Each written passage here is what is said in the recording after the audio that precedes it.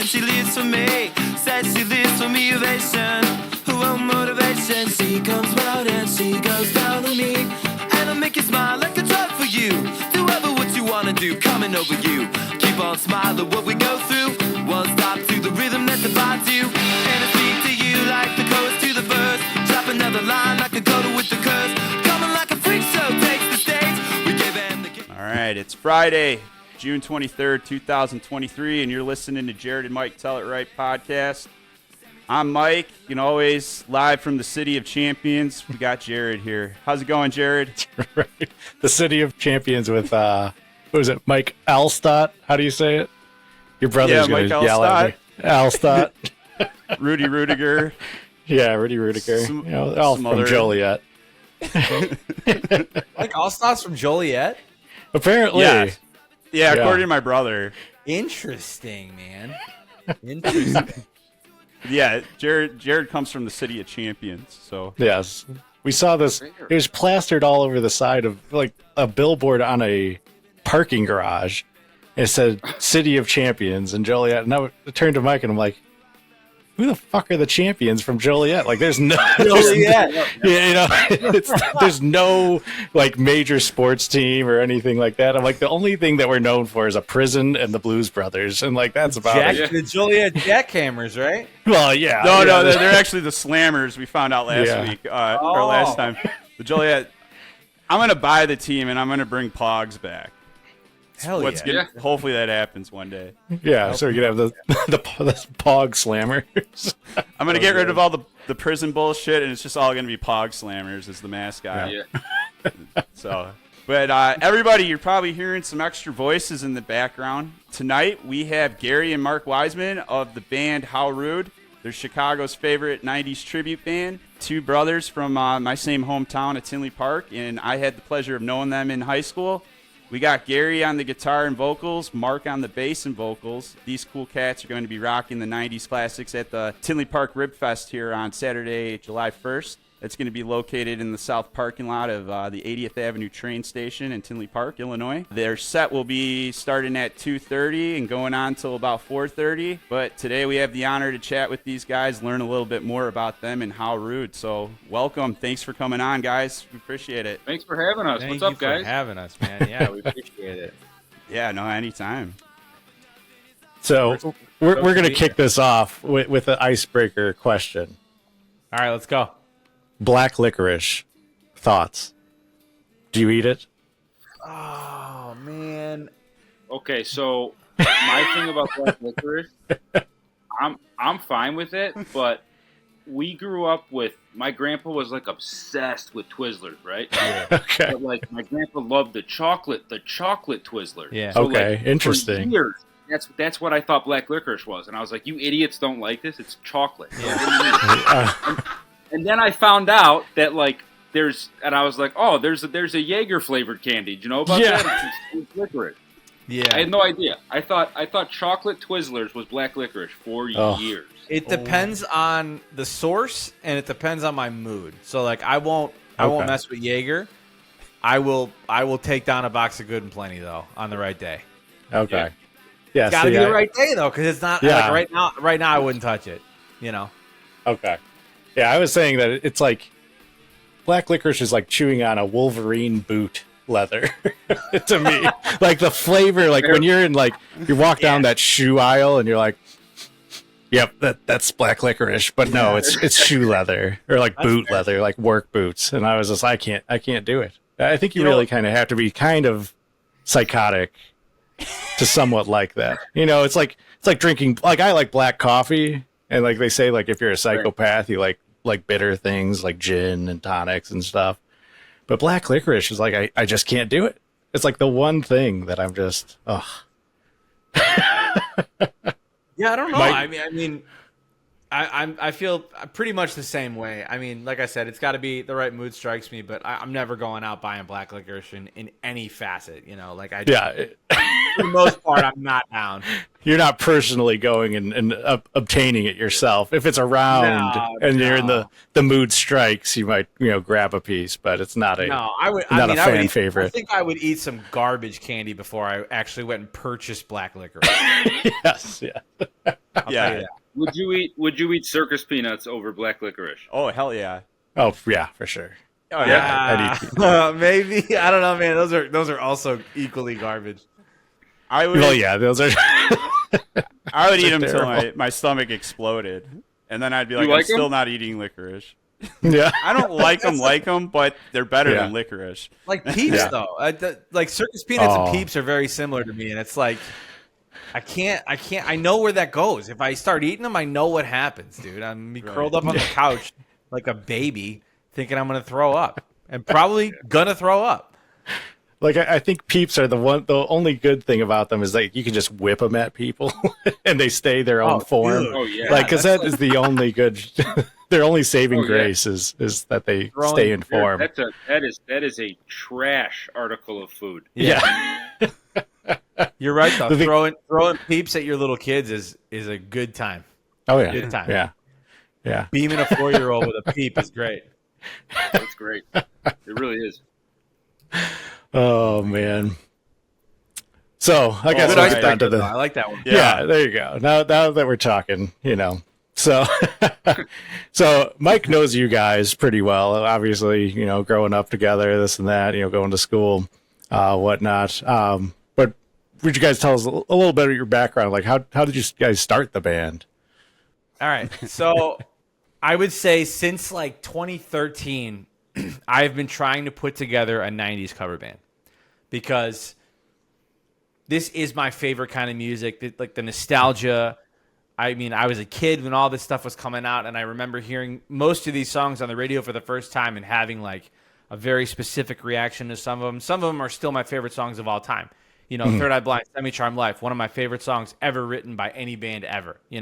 I still feel the same way when I hear it, even though we've been playing it every night for the last 6 years. It does not get old, Right. Yeah. So 2013, I remember being at Tribes in Tinley Park back when it was still a thing, out in the beer garden talking to some friends who were also musicians, and I was like, "Yo, would you be down to start a 90s band?" And they were all like, "Yeah, sure, whatever." We wrote down a list of like 40 songs that we would want to cover, and then nothing ever happened with it. And so 2015, I started with a couple buddies of mine an emo cover band called Louder Now, and then did that for 2-3 years, and then I had a kid, and I had this thing where I was like, right before we had the kid, I actually started How Rude with my brother here, Mark, and then two of our best friends, Tyler and Jake. Everybody got on board. We were finally like, let's do it. We got the song list together. So I'm now in Louder Now and How Rude, and I had a kid, and I was like, I can't do all of this, right? Yeah. And I'm way more passionate about 90s music. So I left Louder Now and like put all my focus into How Rude, and love the dudes in Louder Now, love what the band did, but like this is absolutely where I belong in terms of what I like to play, what I like to listen to, the feeling I get every night we go on stage and play these songs. Like this is where I'm supposed to be for sure. Awesome. Yeah, That's super cool. Yeah, I was talking with Mike earlier, and I was like, yeah, like I could totally relate to these guys. Like we all, grew up in the same time frame, like listening to 90s music and, everything, for the listeners, they probably don't know, but Q101, like that, I still listen to Q101 here, and dude, they're it's still nice playing that the they're back. same music from the 90s. And it's like, this is great. Like I still love It's it, like wild, to man. this day. There's songs that like you can see, like you can see in a room, like even and 90s was such a expanded decade, I feel like, because it's like we have kids that'll sing. I say kids because like we'll play college towns and there's like 19 and 20-year-olds in bars that know like Blink-182 songs, early Blink songs, and they'll know like a Smashing Pumpkins jam. And then you have like people in their 50s who are like, I was 30 when this came out, so I was like partying and listening to all this. So like it expands so much from like 20s to like late 50s. You have like a huge market for this, and like you can just tell in a room when people's eyes light up when they hear like "Fly" by Sugar Ray. You can just tell it takes them back to like. I know for me when we first started playing that, it was like it reminded me very specifically of like junior high school. It was just like very, very back. Or would it be Yeah, Bro, I mean, you were like 7 when that song came out. Yeah, it would have been before junior I was high. very smart for my age. That's why I was in junior high when I was 7. I got my doctorate when I was 13. Oh yeah, smart guy. No, I know exactly what you mean because like I remember when I started watching MTV for the first time. That was probably like 3rd or 4th grade. Because my older brother, he's only 5 years older, and he was always watching that stuff. But Yeah. like that was always big for me, watching music videos in the morning, waking up, and then after school and shit, like TRL and shit, right? It was the best. 90s Yeah. MTV was so awesome. Or like pop-up video on VH1. oh my God, yes. Oh man, dude. Yeah. See, this is making me sad talking about all this stuff. Dude, I like. So bad. You know what? I wanted to bring up since we're on this subject of music videos. I remember you guys making that music video. Your old band, what was it? Fastest Kid Alive. Fastest Kid Alive, yeah. Yeah. Yeah, we did that. What was that? 2009. You think so? Yeah. Shit, man, that's so long ago. Yeah, we've been Gary and I have been playing music together since 2008. He started another band with a really good friend of ours, and I joined like a year later, maybe. What band are you talking about? Fastest Kid Alive. Oh, right, okay. Stay with us, Gary. Right? I remember that one. Yeah, I was there. Yeah, okay. So yeah, he started a band, and then we had never like played music together we've jammed together, but like we've never played music together in a band like that, wrote songs together and played in rooms with people and stuff. And that was that was super cool for me because I've been playing music since I was 13 years old, and Gary taught me how to play guitar. Gary taught me like basic stuff on guitar. I was in a talent show in 8th grade, and he taught me how to play the songs that we played. Mm-hmm. So like we never liked the same music until we got older. There was a couple bands that that gelled, that we both liked, and so Q 2008, and they asked me to join, and ever since then, it was kind of like he did his own thing after Fast Kid Alive. I did my own thing, and off and on. But getting back to How Rude, it was really cool to get together again, and just you don't have the pressure of writing anything because the songs are already written. It's just literally getting together, having beer, and playing these songs that are super nostalgic, and it's just like the best time ever. It's awesome. Almost like when you're in the backyard at the bonfire, someone pulls out the guitar. I mean, what do you go to? You go to all the classics, right? So like the 90s, Yeah, totally.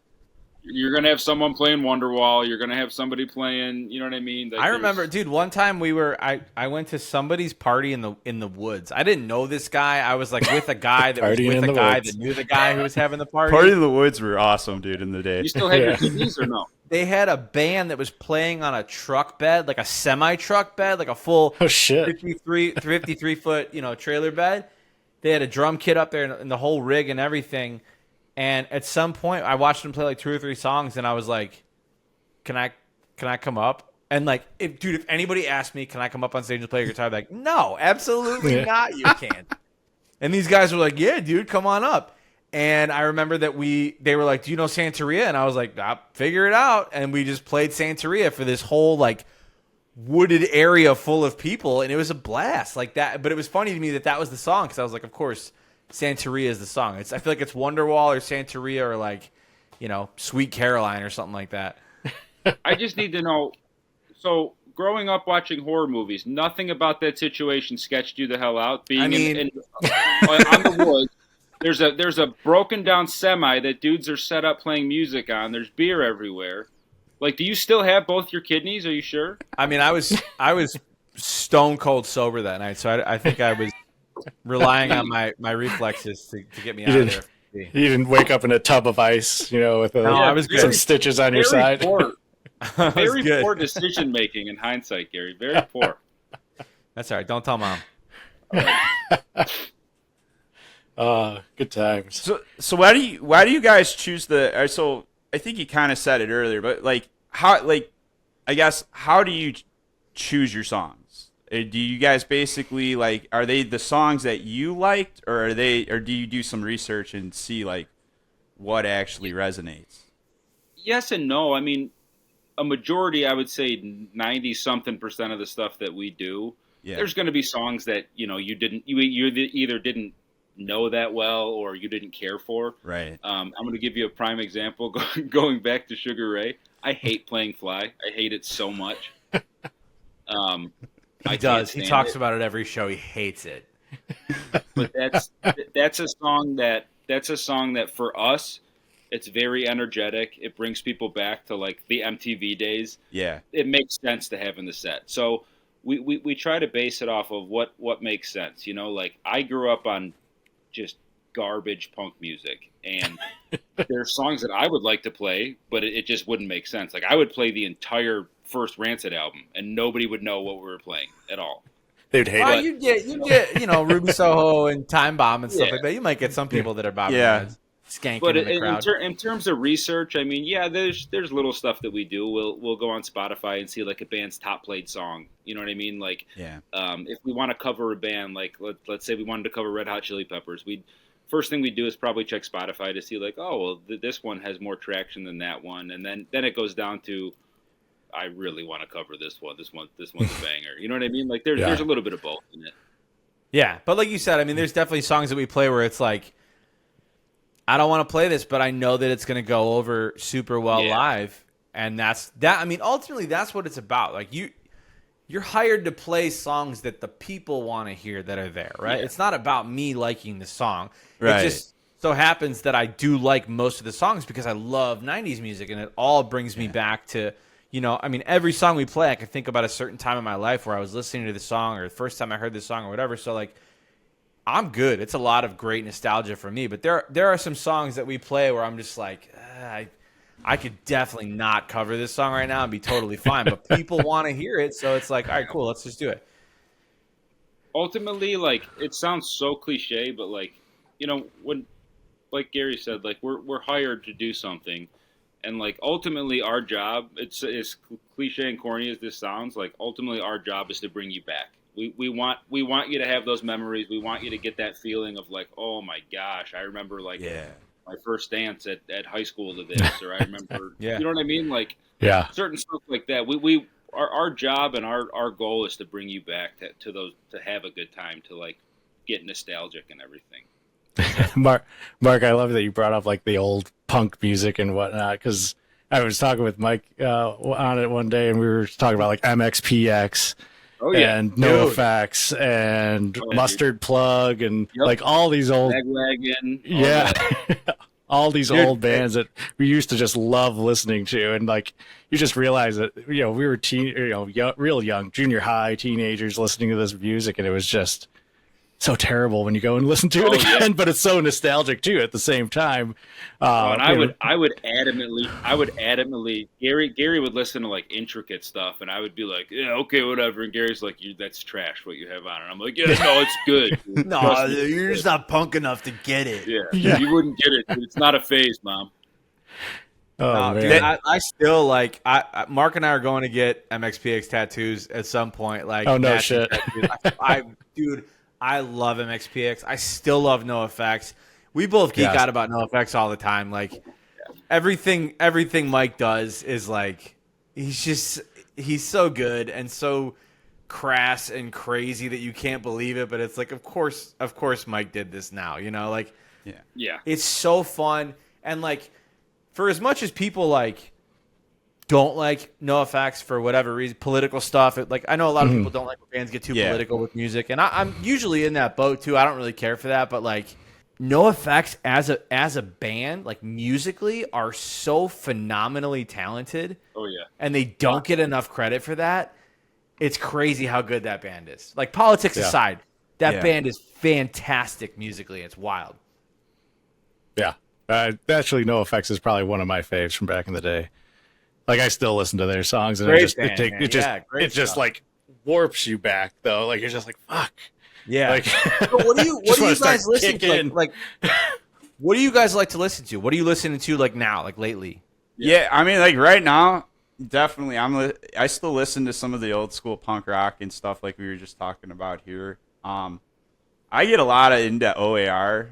I haven't really been much into it. I'll say this past year I've been trying to get more into the roots of punk rock. I always liked punk rock. Like I was never a heavy metal band, type of dude. But like punk rock always had that like heavy metal twist to it. That like it was enough for me to get fucking pumped up and raged up for whatever. You know what I mean? Like when I wrestled in high school and I would listen to like a fucking punk song. I wouldn't listen to like heavy metal like some of the other guys would, like death metal and shit. I was just jamming out to like some 41, MXPX or Blink-182 or whatever. And like, that fucking drum beat right there that gets you all revved up and then, those Gets you palms. amped, man. So, Yeah, dude, I get it. yeah. Yeah. Get it. What about you, Jared? What do you like?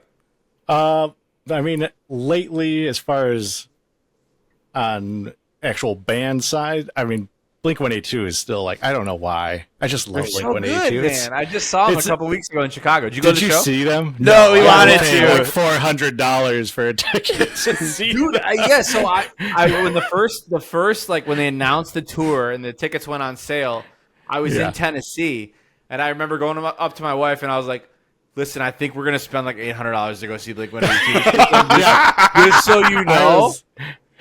Yeah. Because like my wife is so down to go to shows. She loves going to concerts, but she listens to like with both of us usually listen to like a lot of like hair metal and like all those bands. When they tour now, we're going like Yeah.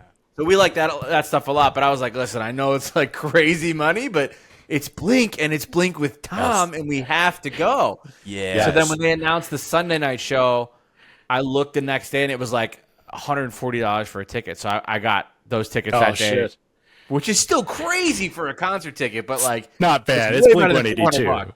Yeah, It's Blink-182. Right. I when they first announced it, like I freaked out. I was messaging Mike, like I was like, Mike, fucking Blink-182, and I'm like, I freaked out. I was like, you're never going to see this again. Like this is right. And I love Blink-182, man. I love them. It's so silly. Like it's their music is just it's not great, right? No, totally. Looking at like how it was made and like it's just not good music, but it's good music to listen to, right? Yes, it hits that one chord with you where you're just like I like this, right? So like Blink-182, Jimmy Eat World. For some reason, I love Jimmy Eat World. Nice. What's your favorite Jimmy World album? What is it? Praise the Chorus or Bleed American. Bleed American. That's it. Yeah. I mean, that's just. I remember listening to them before they were really even popular. Because I said back in the day. I mean, I went to high school at Willowbrook High School, so Plain White Tees actually came out of the high school I went to. I went to high school with those guys. So like we were listening to like Alkaline Trio and like all these like some of the the deeper like emo bands and some of that where it's just a little rougher around the edges. And Mark saw Trio live 2 nights ago. Did you really? I just saw Trio at Wrigley Oh Field shit! on Wednesday. Yeah. So yeah, I mean, I like those bands. That brings me back. I mean, the weird part is though, right? Like right now, like I am ridiculous and will listen to like dubstep music still. And I'm 37 years old and I will jam some fucking dubstep in my car. Like just the craziest fucking shit, bumping it, this and that. But at the same time, I'll flip to like the next song on my playlist, and it'll be like Blink-182, and it's just like it's such an eclectic mix that I have. Dude, I am so of the mindset Going from Skrillex to Mozart. Honestly. Yeah, absolutely. I'm so of the mindset that like guilty pleasures don't exist for me. Like I like what I like. I'm not ashamed to admit anything that I listen to. Right. Like the other day. And I think about it because it's funny, right? Like the other day, I listened to Slipknot's first album, and then went to the brand new Jonas Brothers album right after that. And it's like Slipknot, like old school 1999 new metal to like 2023 yacht rock with the Jonas Brothers, and I loved it all. I mean, it's great, I'm all over the place. Like John Mayer is one of my favorite artists ever, but most people are surprised to hear that, probably because I have like tattoos and piercings and stuff like that, like John Mayer. But as a guitar player, like to me, it doesn't get much better than John Mayer. You know? Yeah, John Mayer crazy. is crazy talented. Like Wow. He's lot a of dead people just- now. He's in with Dead Dead. Company. Yeah. Yeah, He's a fucking dead guy. yeah. That's what I'm saying, man. If Bob Weir's gonna let you in the band, like you're good. You know? yeah. No, it's crazy talent. Like some of the crazy guitarists out there. Like I remember Prince, but I never knew how talented Prince was. Dude, Prince was Like- nuts. Like as a guitarist, he was insane. Like I saw him like banging out these riffs, and I was like, "Good God, man! This Yeah, guy's Prince is rivaling nuts. like some of of the bests out there." Oh, Like as a musician, yeah, Definitely. it's such a funny like because you think of like what he's famous for is just this music that everybody's just kind of like like Kiss or whatever. yeah. Yeah. And you don't really get to see the talent through the type of music that's mainstream. Yeah. you know. Right. Totally. So That's it's super accurate. Yeah. Prince was an unreal guitar player. yeah, but yeah, that's my eclectic mix. Is like I said, I'll go from If I Skrillex to can- Blink to That's a great Alkaline mix, Trio. though, dude. If I can plug real fast, so just Yeah. and this is based on what you just said. I am in the process of recording a podcast myself with a good buddy of mine, Chase, and the premise it's called Killer Track Record, and it's every episode we take an album that we consider to have no skippable tracks. Every track is perfect, like it's a great album front to back. And the next one we are doing is Jimmy Eat World's Bleed American. Okay, So, yeah, it's And ironically enough, we have reached out to Tom from Plain White Tees to come on and do an episode. No as well. shit. So we'll Yeah. see if that comes through. Yeah, I have a friend, another friend who's friends with him and has been on the road with him. So we'll see if we can pull some strings and get him on the show. yeah. That's super awesome. No, going back to Mike Herrera though. Okay, so Oh, yeah. do you guys remember Man. 360 Brewing? I don't, Jared. You probably don't know this restaurant, but it's in Tinley. Or I used do. to be. Yeah. Okay. I saw him there, acoustic. All right. Well, this is where this story comes. So during COVID, I was watching all of his shit. Right? He's on Yeah. Facebook. He's everywhere, and he's trying to help everybody through this time when we're all stuck at home.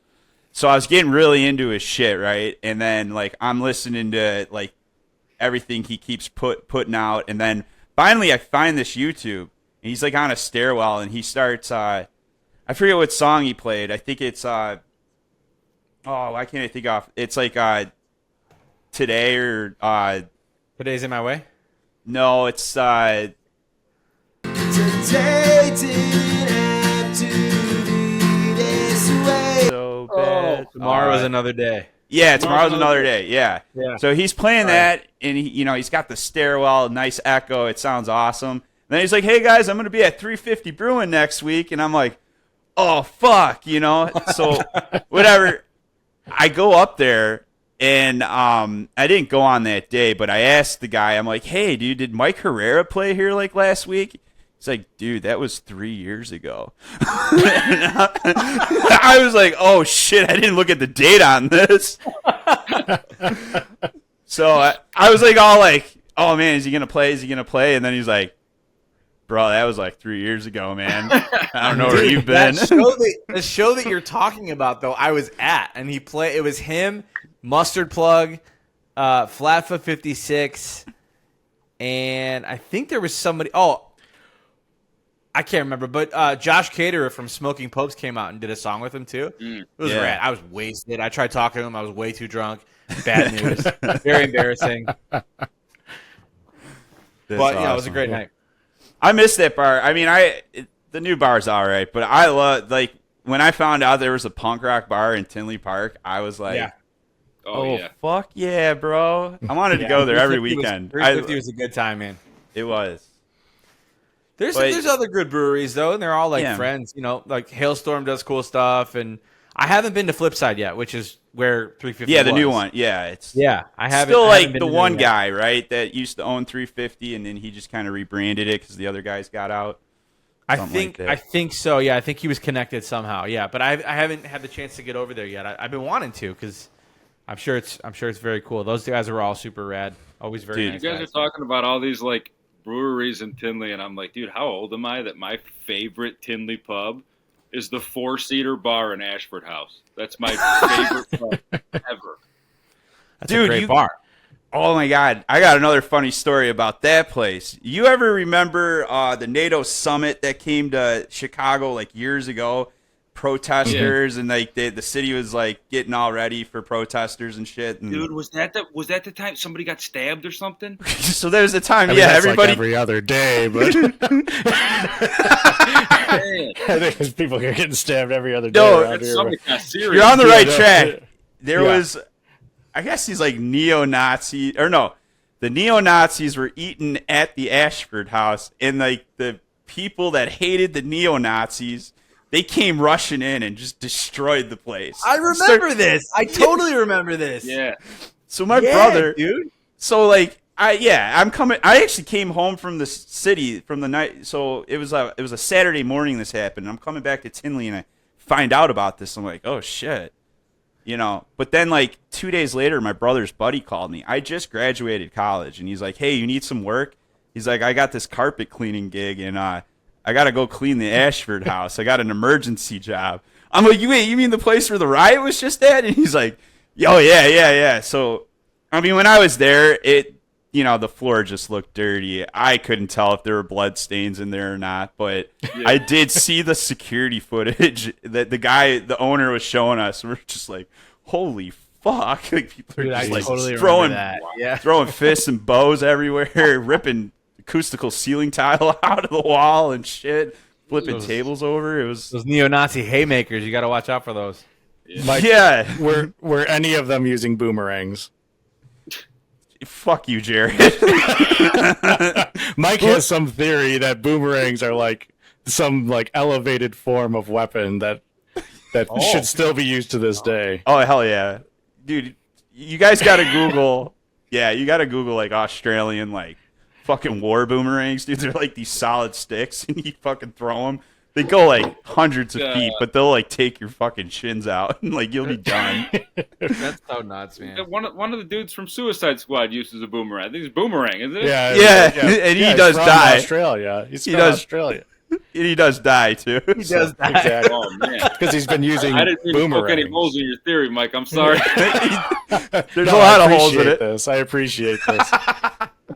I've been preaching this to him for a long time. That it's not realistic. Well, Jared bought a fucking gun to take out dinosaurs, and they've been dead for like 65 million years. So You got to be prepared.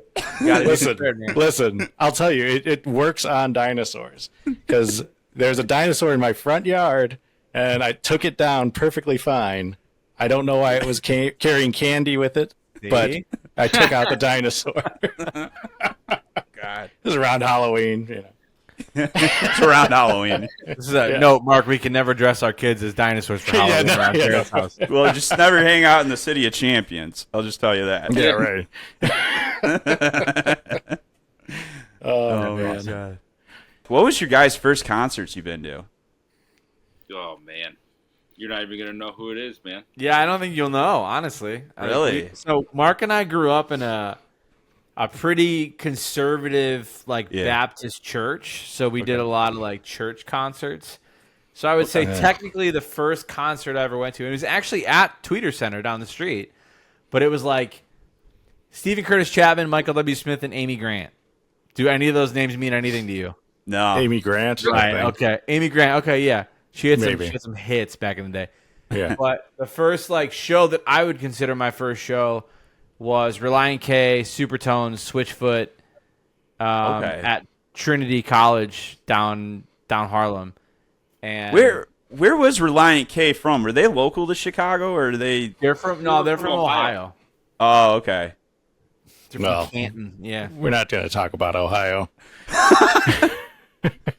You guys We're not fans of Ohio. There's a few places we're Is not this a fans. sports thing or just as a state? As a state in general. State It's in just- general. That's fair. Yeah. I mean, it's just I've known a lot of people from Ohio that are just not turned out to be the brightest bunch. So Yeah, that's not. No, I'm pretty much on the same page. I have no ties to Ohio. okay, good. Our buddy Yeah, Liam went to college there. We used to make fun of him all the time for it. Well, his favorite football team was the Browns, and it was just That's like, true. why? Yeah. Why? Dude, one of my best friends in the world, like, moved all over the United States, but I don't know if he spent a good amount of time in Ohio or was born there or what, but he was always, I think he still is a big Browns fan. And it always blew my mind because we were like, he moved here in 3rd grade. Now he's like a huge Bears fan too, but like he's always got that soft spot for the Browns. And for forever until very recently, the Browns were not good. No. I mean, it's not like you're trading up really that much, going from the Browns to the Bears. No, I mean, for sure. Listen, my dad was like telling me a story, like some dude back in like the 70s or the 80s, like chained himself to a billboard and said he wasn't coming down until the Browns won or something like that. Some weird shit. He's still up there. Yeah, he's So dead. yeah, I was gonna say he's dead, and he's a skeleton hanging from Yeah. a billboard. Right? We just leave them there, just a reminder that they need to win this Super Bowl this year. Yeah, right. Jeez. That's how they do it in Ohio. But yeah, Mark, what was your first show? Do you remember? Oh man, it was probably Unchristian probably one of show. those Christian concerts. Yeah, but the first show I remember enjoying, I guess. Mojo's doesn't count. I think it was a Reliant K concert. I think it was Reliant K, and I can't even remember, man. I just went for Reliant K. So I've seen Reliant K like 15 times live. We used to go anytime they were in town. We would always go. Yeah, I mean that was just like a no-brainer. Whenever they came through, we would always be there no matter what. But so I believe you when you say your first show was Reliant K. That sounds pretty accurate. Wait, now that I think about it, Mike, you remember Shane? Yeah. Him and his dad used to work at Tweeter Center, and in 7th grade, this is the earliest concert I can remember. 7th grade, he got us tickets to see the Beach Boys, and I was in 7th grade, and that ruled, dude. It was like $5, wasn't it? Beach Boys in America. It was America, yeah. Horse with no name, America. Yep.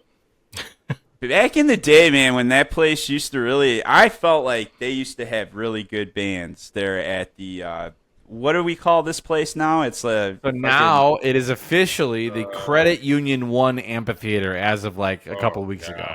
Formerly the World Music Theater, the only place I know Then of. the New World Music Theater, Tweeter Right. Center, First Midwest Bank Amphitheater, Hollywood Casino Amphitheater, Credit Union 1 Amphitheater. I'm actually going there after Ribfest next Saturday to see Shania Twain.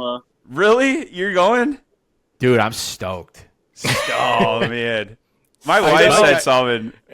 We might have to. I sent you that picture the other day, Mike, of Shania Twain. I said she's still hot. Yeah, you Yes. did. Yeah. Yes. It was very correct. recently. Correct. Yeah, dude, I remember. So there was like a point in my life. So I think this was more high school. I was watching CMT all the time in the morning before school. And you always see Shania up there, man. Oh, she was beautiful. Dude, Oh, yeah. Yeah, 90s Shania, man. Nothing is better than that. yeah. No. That's just like every boy's wet dream, Bro, for straight sure. up. No, but have you guys ever heard of the Grateful Dead concert of 1990 that hit our town? No. Oh my God! So back in the 90s, that's when they opened up that amphitheater. Okay. So they brought the Grateful Dead to our town. Okay, so we were fucking young. I have no memory of anything, but I also lived off 80th Avenue by the train station over there where you guys are playing. Okay. Yeah. So I wasn't really close to the concert, but everybody on like the east side of Harlem, like they were like in it. Like so what happened is they brought the Grateful Dead out here. And the production company was like, yeah, we only estimate there's going to be like 20,000 people or something that are going to show up or something like that. Wrong. Right. So I got a little insight from a police officer on it. And basically, Aerosmith played like the night before on Friday. They were expecting the Dead to come in on, I want to say, the next day. And they were going to play a 2-day set till Sunday. And this was like July 27th or something back in 1990. So I guess somebody had said on the department, like, hey, you think we should kind of prepare for this Grateful Dead concert? You know, we kind of know these people bring a big following and all that. And they're like, no, we'll be cool. Aerosmith's finishing up tonight. They're not going to be here till like midday, late afternoon tomorrow. The Dead's playing a set till like 3 a.m. or something in Indianapolis. Nope, 9 a.m. Every police officer got their pagers went the fuck off. It's like, get to the station. Pagers. I like how you say pagers. Right, yeah. Get to a payphone. So call us collect real quick. people Carrot Top told you to call us collect.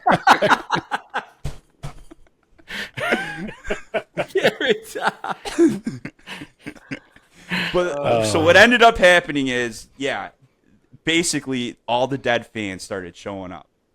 Eventually, I-80 backed up, and they all abandoned their cars. I-80 was at a gridlock, okay? So, like, I forget what the actual number they figured out, but it was like 2 or 3 or 4 times the amount that they actually predicted. So, jeez, there was That's nowhere so to crazy. stay. And, I mean, if you remember back then, too, I-80 was only, like, 1 lane or 2 lanes. I think it's 4 lanes right now over there. Yeah, and So- all those hotels are not there. Right. Right, None of yeah. that was there. The campground that's now the Panduit, that they were fucking sold out. I was reading on Reddit, people, it was like as far as Crestwood that they were getting rooms and shit. Like they were really, and then fucking produce, all the supermarkets were like out of food and shit.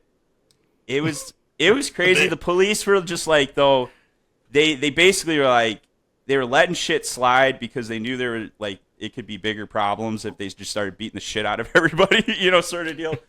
So, so they kind of everybody kind of stepped in because like then the townspeople were selling their lawns. They were literally $5. You get as much water out of the faucet as you want. And you could pop your tent right up on our lawn here.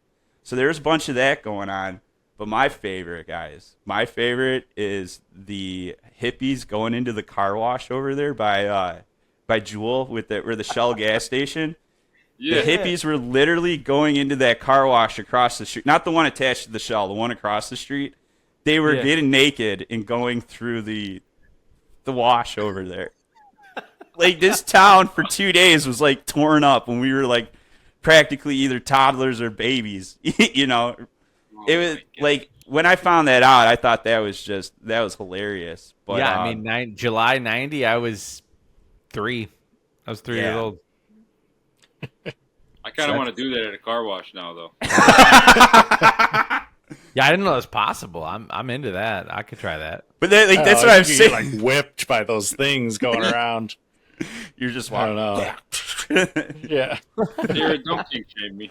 Like a Yeah. bad. Now I got my 2-year-old is terrified of the car wash. So now really? I'm like, people used to bathe in this, dude. Yeah. Man up, figure it out. Back in my day, people were bathing in this. Yeah, Yeah. hippies took a bath in this, dude. You just got to sit in a car with air conditioning, chill out. Yeah. Oh man, but yeah, That's wild, man. That's that so is a wild. wild story. I would like to get more into that and try to get more. You see if there's more people around town that remember. I mean, I know there's a few cops. They're probably retired now, but they definitely have a good, idea of it of what sure. happened. And They had did you hear about the Janet Jackson show a couple weeks ago? yeah, Yes. that's kind of funny because a lot of what you see, I feel like around Tinley, like I-80 expanded, the more hotels and all that. Yeah. I think a lot of that had to do with that, Grateful Dead concert, so they put that in the plan. But Yeah. yeah, go ahead, Noah. Tell us about the Janet Jackson story. No, here. so like, okay, before I tell you what's funny about the story, Janet Jackson, Mark, I don't know if you know this. Janet Jackson played here. It was June 27th, and I know this because I had tickets to the show. Oh, Jesus. I did not buy them. A very close friend of the family thought it would be fun for like my in-laws are both retired now, so he bought a big block of like 15 tickets for everybody to go see Janet Jackson without asking anybody if they actually want to go to Janet Jackson. He just bought a bunch of tickets, and then everybody was like, well, we don't know any Janet Jackson songs, so like we don't really want to go. So we didn't go. We ended up just hanging out and going to a steakhouse. It was great. But we come home that night, and there's all these news articles that's like people waited in the parking lot for 4 hours and never made it into the show because it was so backed up that like 75% of the people that bought tickets were not actually in the concert to see the show. Dang. So This insane. concert's dead. I still don't know more than one Janet Jackson song. That's it. I know one song, and it's the one she did with Michael Jackson, and that's the only reason I know it. Well, she's obviously not as good as the Dead because nobody abandoned their cars to go see her. That's right. That's right. People stayed in their cars and left. Oh, man. So, guys, tell us a little bit more about Ribfest coming up. So, so is this like your first Tinley appearance that you guys have done as How Rude, or would this be like a multiple time, or, you know, is this, you know, a new thing, or have you done this before? I think this is the first time we played Tinley, is it not? I think so. I mean, definitely like more like a festival in Tinley. This is absolutely Yeah. Festival in Tinley. Yeah. Yeah. We've never. I've been trying to get on the Music in the Plaza at Oak Park Avenue train station for like 4 years now. Yeah. And they just don't even want to entertain the thought. They keep booking different bands, which is a bummer because I go there all the time. Yeah. I take my kids there, bring a cooler of beer, and just watch whatever band's playing. Then I'll probably be there tomorrow night. There's a John Mellencamp cover band playing there tomorrow night. I'll probably go hang out. Oh, nice. So, but yeah, they for some reason they just won't book our us. first Tinley Fest. Yeah, this is the first festival for sure. There might have been a show in Tinley, but I don't know where it would have been. You know, I can't think of the closest we've played to Tinley is probably Cheers in Crestwood. Yeah. What's your favorite type of venue? I mean, I saw you guys do like weddings and things, and you know, bar mitzvahs and whatever, right? We did a wedding last Sunday that was sick. It was a great time. Yeah. Weddings just always seem to be kind of one of those fun things, especially if like they're hiring you guys specifically and they know the type of music. You're probably just feeding right off those people. And that's why Sunday was awesome, because the guy the guy and his wife that booked us, they booked us because they liked the band, but they also had a connection because the first show that they saw together when they were dating was our band a couple of years ago. So they were like, you know, when we got engaged, it was like a no-brainer that you guys were the band we were going to hire for the wedding because you were like our first date together. So that was super cool. Rad couple, very, very sweet couple. Beautiful wedding. We had a great time. You know, it was the guy's very carefree, you know, kind of let us do whatever we wanted. And I actually, you know, ended up emceeing his wedding because he was such a nice guy. Just like, I'll do it for you instead of, you know, having to hire somebody or figure it out, you know. Nice. Yeah, no, that's awesome. Mark, what's your favorite venue? What's your favorite venue to play? Yeah. Honestly, I have like I can't give you one. I can give you my top three. Yeah, go ahead. Let's hear it. Definitely Even Flow in Geneva. That's a good place. I've been there That place many a is time. cool. I back that for sound- sure. The sound is killer. It's just they have like a built-in crowd. It's always like, you know, there's always people. There's a lot of foot traffic. The whole Staff ambiance is awesome. Definitely Blue Chip Casino in Michigan City. That place is a blast. That's another place. Obviously, you're getting a ton of foot traffic, but you know, the later it gets, you know, it sounds funny, but like the drunker people get, the more they get into the song. So you know, Yeah. the place is a blast. They treat us well too. And then there's a place that we're actually playing in a couple weeks. It's called Whiskey Jacks. It's like a college country bar in Madison. It's on campus at the University of Madison. Yeah. Nice. So, I mean, that place is always front to back, side to side, slammed. It's amazing. Sound is good as it can be, but like that's not one of those things that you're worried about sound. Like you just have people like screaming lyrics at you, and it's amazing. Yeah, the energy I can imagine has just got to be nuts. The energy's a good time. That's the show too. You know that when you show up, there's gonna be kids while you're playing. They're like holding up their phone, and it's got like Mr. Brightside just written on the phone. They're like, while I'm in the middle of a song, they're like, "Hey, do this one." Just ruthless. Also, the younger people don't. It's funny because they don't grasp the concept that it's like we have two humongous scrims that says "How Rude 90's Tribute Band," and people will come up and they're like, can you play Skrillex? Do you know the Beatles? And Yeah. we're like, Can you play the Beatles? Can you play Jesse's Beatles. Girl? You play 80s Joel? yeah. Oh, we only play 80s Joel. Dude, the amount of times that people request Jesse's Girl, the Beatles, and Africa by Toto. Really? Like, stop. None of those are 90s songs. Dude, we played this fest in McHenry on like a Thursday night, and that should have been like, you know, the first, you know, clue that it wasn't going to be like a younger crowd. But they like we played there, and it was there was like a bunch of old people on the left side of the stage, and I was like, oh, this is not going to be good when they hear this. And then you have them already, and they're like just not paying attention. And they asked, do you know the Beatles? I think one of them was like, do you play any big band? And we're like, not the Big right band. market. You know any Glenn Miller band? Like, Yeah, we forgot to learn You know that. any Al Jolson? Yeah. Yeah. It's funny Oh, though, man, no. because like because of all that, because of people requesting random stuff that's clearly not in our wheelhouse, we started doing this thing actually at Evenflow in Geneva. Some dude walked up to me right after. So we usually a typical night for us is like you play a 75-minute set, you take a 30-minute break, you play another 75-minute set after that, different songs. So we were on the last song of the first set right before the break, and this dude walked up to me with a $20 bill in his hand, and he said, if you can play Hall & Oates, I'll give you this $20 right now. And I said, listen, we got a half hour. We don't do that, but I will go down in the basement of this venue, and I will learn a Hall & Oates song for you if you're going to be here in 30 minutes. And he's like, I'll be here. You do it. I'll give you this $20.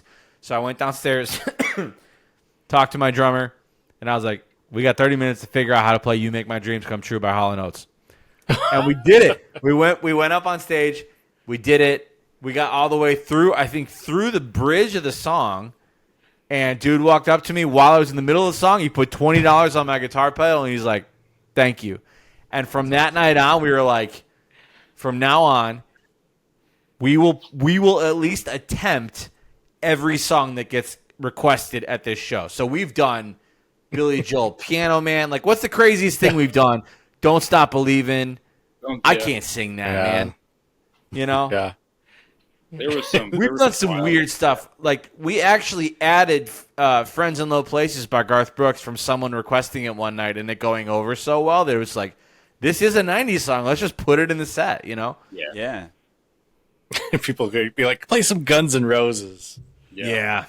Like you're gonna be You able still get those. I mean, you still get those people. Freebird every show. Somebody yells out Freebird every show. I feel like there's a couple like Blister in the Sun by Violent Femmes. We get that one quite a bit. Yeah. And we play that one now, like every time it gets requested. But there's a couple that just aren't 90s, but you know you hear them screamed at you so much, so you're just like, let's just learn it. Yeah. So what I need you guys to do is come to Ribfest and request Linoleum by NoFX, and then we'll see what happens. Absolute favorite. We'll get a song. little goofy there. Yeah. That absolute favorite No Effect song is It's a great song, man. It's just a great song. Okay, so speaking of which, though, real quick, your favorite songs. I know, Gary, you said Third Eye Blind at the beginning, Semi-Charmed I think Life. that's it, man. I think Is that's it my Rich? number one of all time. If I had to like answer on the spot right now, favorite song of all time, it's probably Semi-Charmed Life. Yeah. Mark? Favorite song of any band or the 90s? 90s. What's your favorite song to play that you play? Oh man.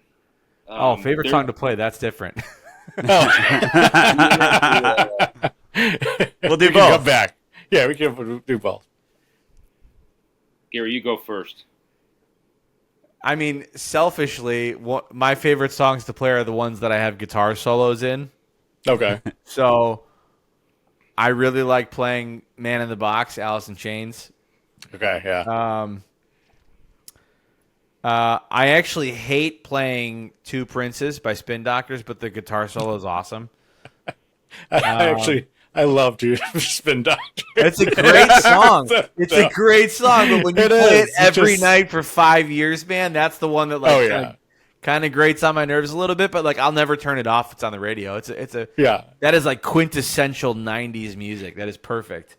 Yeah. I really I don't want to give it away because I feel like this is always a surprise to people, but we open our show, every show for the last 6 years, we open with the Friends theme song, I'll Be There For You by the Rembrandt.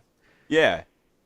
It's so fun to play, man. It's so much fun to play because people get so stoked because it's like, this is how this band is starting the night. Like, it kind of sets the tone for the type of band we are, right? Like, because there's other 90s bands that I'm friends with some of the dudes in the bands. I have a poker game at my house every night. The drummer from another 90s band comes and plays at my game.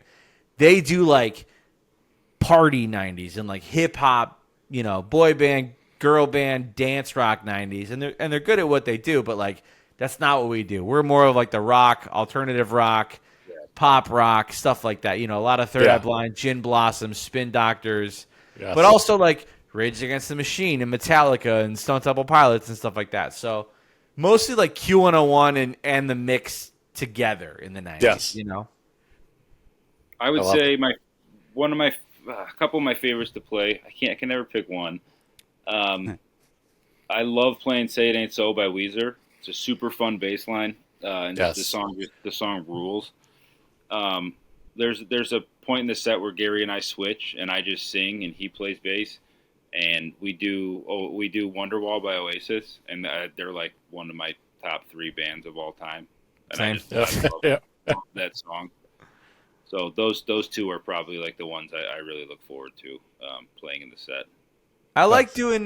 We do Mighty Mighty Boss Tones. The impression that I get. Too. That's a Mark sings that one. That's a jam. Jam. Mark sings that one. He does a really good job on that one, and I get to play bass on it. It's a lot of fun. It's a fun, like typical ska bass line. So that's a good time for sure. Do you get like the gritty vocal, like the dude in the song? Try to. That really.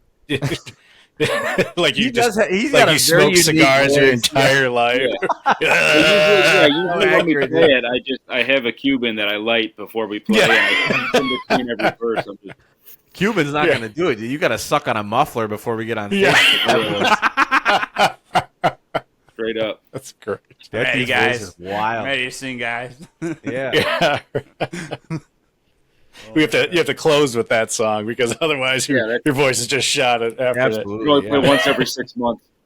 But no, Semi-Charm, I mean, aside from being one of my favorite songs ever, it's also one of my favorites to play. We've made comments so many times over the years that like we would play a show for 3 hours and only play that song for 3 hours straight. Just a lot of fun. Over and over again for 3 hours. It's such a fun song to play. That's great. Love it. That's awesome. Yeah. Well, we got one more question for you guys, okay, before we cut out here. Cool. Is Die Hard a Christmas movie? I know we talked about it before, but I wanted to get this on the record because you got to understand there's people out there that we literally have to prove this to them. I mean, I get the argument, Bruce Willis, he doesn't think it is, but fuck that, he didn't write the fucking movie. He did We're not. the fans. We decide. So. Yeah. So it's definitely a Christmas movie. Okay. 100%. I agree. It's 100% a Christmas movie. If you disagree, then you hate Christmas.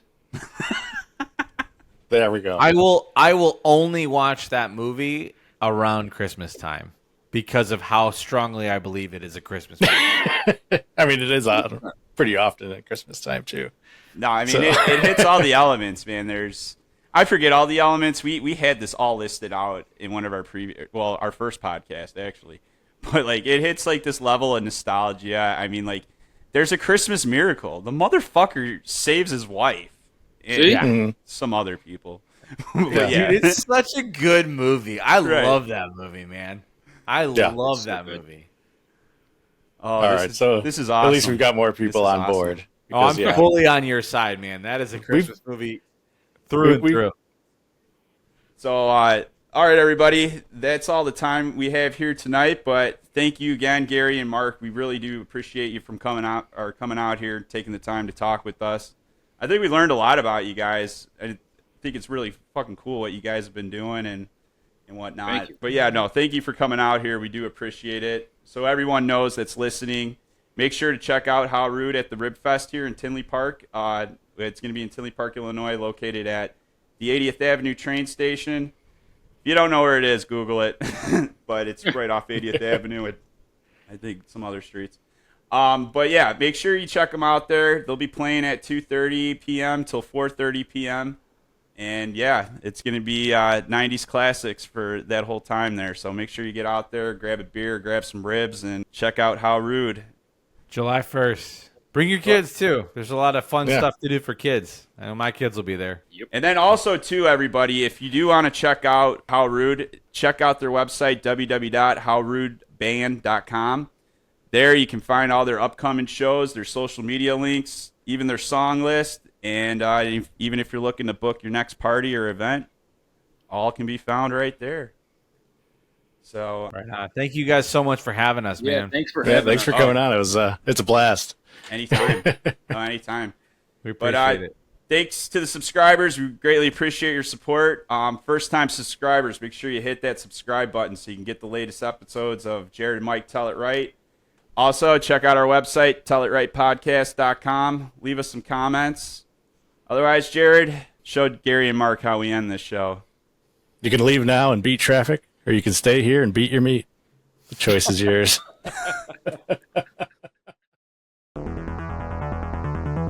That's our show. Please make sure to subscribe to catch all the latest episodes of Tell It Right Podcast.